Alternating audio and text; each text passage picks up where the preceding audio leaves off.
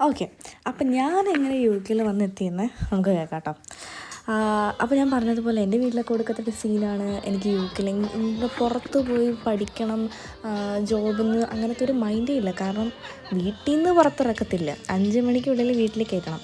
അങ്ങനെയായി എൻ്റെ അമ്മ എന്തായാലും എന്നെ പുറത്ത് ജോബിനും വിടാൻ പോകുന്നില്ല, പഠിക്കാനും വിടാൻ പോകില്ല. അതെനിക്ക് ഉറപ്പായിട്ടുള്ള കാര്യമാണ് കേട്ടോ. അതുകൊണ്ട് തന്നെ എനിക്ക് എന്തെങ്കിലും ആഗ്രഹം തോന്നിയിട്ടുണ്ടെങ്കിൽ ഞാൻ അങ്ങനെ പുറമേ അങ്ങനെ പറയാറില്ല. ആഗ്രഹം ഉണ്ടോയെന്ന് ചോദിച്ചാൽ ഉണ്ടായിട്ടുണ്ട്, പക്ഷെ ഞാൻ അങ്ങനെ പറഞ്ഞിട്ടൊന്നുമില്ല കേട്ടോ. അങ്ങനെ ഇരിക്കുകയാണ് എൻ്റെ ചേട്ടൻ ചേട്ടനൊന്നും വേണ്ട, കണ്ണൻ. അവൻ അങ്ങനെ പെട്ടെന്ന് ഇവിടെ പോയി യു കെയിൽ വന്നു കേട്ടോ. അങ്ങനെ യു കെയിൽ അവൻ പഠിക്കാനായിട്ട് വന്നു, പഠിത്തം കഴിഞ്ഞു.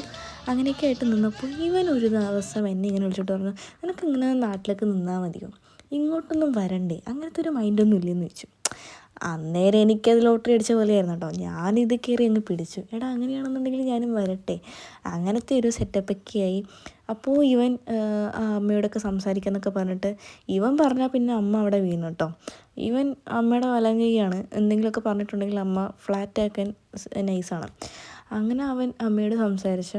അങ്ങനെ അമ്മ ആദ്യമൊക്കെ എന്നോട് ചോദിച്ചു, വേണോ പോണോ, ഇവിടെയൊക്കെ നിന്നാൽ പോരെ, ഈ ഉള്ള ജോലിയൊക്കെ ആയിട്ട് നിന്നാൽ പോരെ, അങ്ങനെയൊക്കെ ആയിട്ട് അങ്ങ് പറഞ്ഞു.